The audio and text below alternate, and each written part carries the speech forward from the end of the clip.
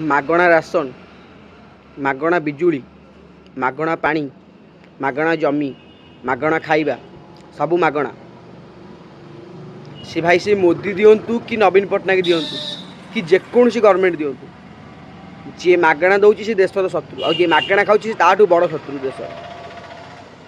ଏମାନେ ନିଜେ ମାଗଣା ଖାଉଛନ୍ତି ବିଲିକା, ମାଗଣା ଯେଉଁ ଲୋକଙ୍କୁ ଦେବାକୁ ଯେଉଁ ପ୍ଲାନ୍ଟା କରିଛନ୍ତି ମାଗଣା, ଏଇ ଯେଉଁ କାଲି ନା ପରଦିନ ନବୀନ ପଟ୍ଟନାୟକ ଆନାଉନ୍ସ କରିଛନ୍ତି କ'ଣ 100 ୟୁନିଟ୍ ଯାହାର ବିଜୁଳି ଆସିବ ତା ପାଇଁ ବିଜୁଳି ବିଲ୍ ମାଗଣା।